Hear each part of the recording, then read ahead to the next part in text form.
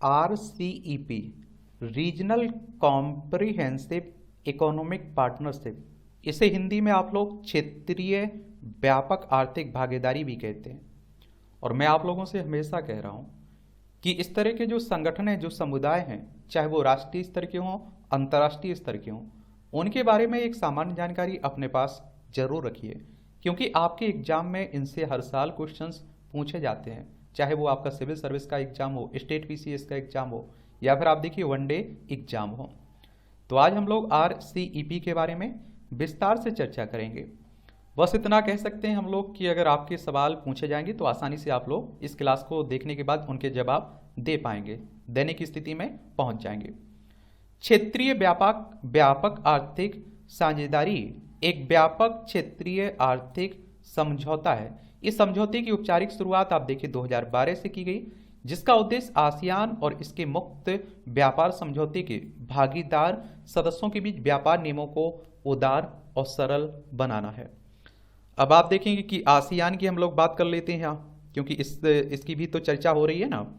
ASEAN यानी कि देखिए किसकी बात हो रही, दक्षिण पूर्व एशियाई राष्ट्रों का संगठन है ना, उसी की, जिसकी स्थापना आप देखते हैं कि 8 अगस्त 1967 में हुई थी। जकार्ता इंडोनेशिया में उसका हेडक्वार्टर देखने को मिलेगा। तो इसमें आप देखिए सदस्यों की अगर हम लोग बात की जाए इसमें, तो आसियान के सदस्य आप देखिए Indonesia, Malaysia, Philippines, Singapore, Thailand, Brunei, Vietnam, Laos, Myanmar और कंबोडिया है। ये तो आप देखते हैं कि इसके RCEP के सदस्य हैं, लेकिन साथ में आप देखिए ऑस्ट्रेलिया, चीन, जापान और न्यूजीलैंड, दक्षिण कोरिया भी इसमें शामिल हैं। इस तरह से आप देखते हैं कि टोटल 15 सदस्य हैं इसमें। कितने? 15 सदस्य हैं, ये भी आप लोगों को याद रखना है। बात आती है कि इसके लक्ष्य की RCEP के, तो आप देखिए क्षेत्रीय व्यापक आर्थिक साझेदारी के माध्यम से आर्थिक वृद्धि एवं समान आर्थिक विकास, अग्रिम आर्थिक सहयोग और क्षेत्र में व्यापक एकीकरण को बढ़ावा देना है। इसका उद्देश्य वस्तु एवं सेवा व्यापार, निवेश, आर्थिक एवं तथा तकनीकी सहयोग, बौद्धिक संपदा और विवाद समाधान हेतु कार्य करना है। 2017 में इसके 16 हस्ताक्षरकर्ता पक्षों, इसमें भारत भी शामिल था, ने 3.4 बिलियन जनसंख्या का प्रतिनिधित्व किया, जो कि विश्व की लगभग आधी जनसंख्या के बराबर है। वहीं इनका कुल सकल घरेलू उत्पाद आप देखिए 21.4 ट्रिलियन डॉलर जीडीपी का, जो विश्व की जीडीपी का 39% है लगभग।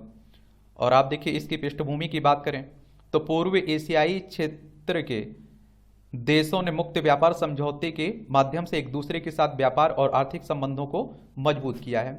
जब आप देखिए मुक्त व्यापार समझौता हो जाता है ना, तो व्यापार करने में आसानी रहती है।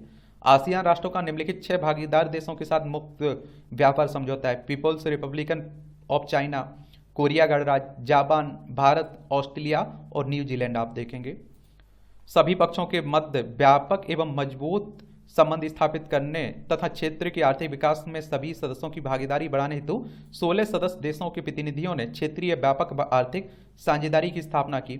और RCEP आसियान इसके 6 FTA देशों से मिलकर बना है। इसका आप देखते हैं कि उद्देश्य आर्थिक संबंधों को मजबूत करना, व्यापार एवं निवेश से संबंधित गतिविधियों को बढ़ाना तथा साथ ही सभी पक्षों के मध्य विकास के अंतराल को कम करना है।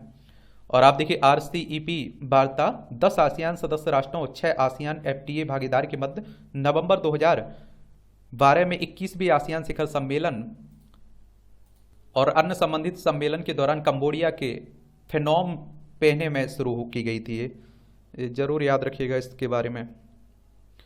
और इसके उद्देश्य की बात करें तो आसियान सदस्य राष्ट्रों एवं आसियान के FTA भागीदारों में के मध्य एक आधुनिक, व्यापक और उच्च गुणवत्तापूर्ण तथा पारस्परिक रूप से लाभकारी आर्थिक साझेदारी समझौता करना है। इसमें एक और बात आप लोगों को बता देता हूं। अब आप देखिए 15 सदस्य हैं, भारत इसमें नहीं शामिल है। अब आप देखिए ऑस्ट्रेलिया, ब्रुनई, कंबोडिया, चीन, इंडोनेशिया, जापान, दक्षिण Korea, Laos, Malaysia, Myanmar, New Zealand, Philippines, Singapore, Thailand, Vietnam इसमें शामिल है। आप देखेंगे, ये आप लोग जरूर इसमें याद रखिएगा। और भारत द्वारा अगर हम लोग इसकी आप देखिए उद्देश्य की बात करें तो आसियान सदस्य राष्ट्रों और आसियान के FTA भागीदारों के मध्य एक आधुनिक, व्यापक और उच्च गुणवत्तापूर्ण तथा पारस्परिक रूप से लाभकारी आर्थिक समझौते में साझेदारी में समझौता करना। इसका उद्देश्य जरूर याद रखा करिए, कई बार पूछ लेता है। भारत द्वारा हस्ताक्षर किए गए प्रमुख FTA: दक्षिण एशिया मुक्त व्यापार समझौता, भारत आसियान व्यापक आर्थिक समझौता, भारत कोरिया व्यापक आर्थिक भागीदारी समझौता, और आप देखिए भारत जापान। अब देखिए भारत और RCEP की बात हो तो भारत नवंबर 2019 में आसियान +3 शिखर सम्मेलन के दौरान RCEP से बाहर हो गया, जिसके निम्नलिखित कारण बताए जाते हैं। एक तो आप देखते हैं कि कहते हैं कि व्यापार घाटे में वृद्धि।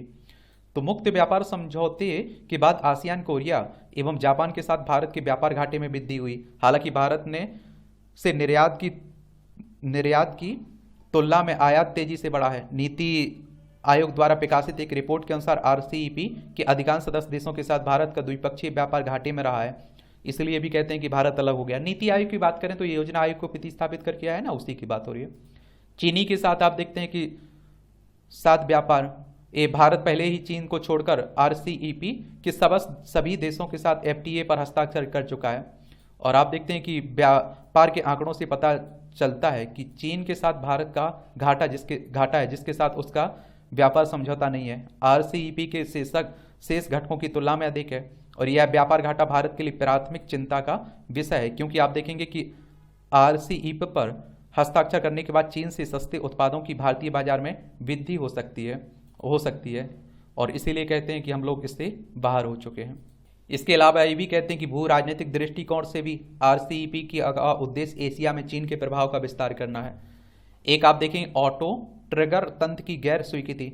आयात में आसन्न वृद्धि से निपटने के लिए भारत द्वारा एक ऑटो ट्रिगर तंत्र की मांग की जा रही है। ऑटो ट्रिगर तंत्र भारत को ऐसे मामलों में उत्पादों पर टैरिफ बढ़ाने की अनुमति देता है जहां आप देखेंगे आयात एक निश्चित सीमा को पार कर जाता है। हालांकि RCEP में शामिल अन्य देश इस प्रस्ताव के खिलाफ थे। एक घरेलू उद्योग का संरक्षण। तो भारत द्वारा कथित तौर पर डेयरी, स्टील आदि जैसे कई उत्पादों पर शुल्क कम करने और समाप्त करने पर भी आशंका व्यक्त की थी। उदाहरण के लिए डेयरी उद्योग को ऑस्ट्रेलिया और न्यूजीलैंड से कड़ी प्रतिस्पर्धा का सामना करना पड़ सकता है। वर्तमान में डेयरी उत्पादों के लिए भारत का औसतन बाद आप देखिए शुल्क 35% है। RCEP देशों को अगले 15 वर्षों के भीतर टैरिफ के मौजूदा स्तर को शून्य करने के लिए बाध्य करता है। और आप देखिए कि इसमें एक और कारण बताया जाता है, मूल देश के नियमों पर सहमति का अभाव। भारत मूल देश के नियमों के संभावित उल्लंघन के बारे में चिंतित था। मूल के नियम किसी उत्पाद के राष्ट्रीय स्रोत को निर्धारित करने के लिए उपयोग किए जाने वाले मानदंड है।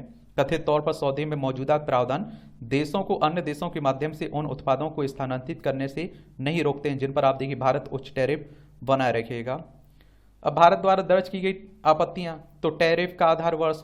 तो आप देखिए RCEP के परिणाम स्वरूप सभी सदस्य देशों के टैरिफ में कमी आएगी और चूंकि वार्ता वर्ष 2013 में शुरू हुई थी और अतः समझौते में प्रस्तावित की आयात शुल्क को कम करने के लिए 2013 को आधार वर्ष होगा। हालांकि भारत आयात शुल्क को कम करने का आधार बदलकर 2019 करना चाहता था।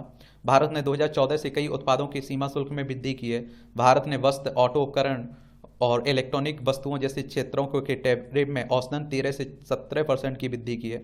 ऑटो ट्रिगर तंत्र। आयात में अचानक उछाल आने पर ऑटो ट्रिगर तंत्र का उपयोग किया जाता है। यह निर्णय लेने की अनुमति देगा कि कोई देश किन उत्पादों पर समान रियायतें नहीं देना चाहता है। एक आप देखते हैं कि ratchet obligation. Bharat ratchet obligation से मुक्ति चाहता।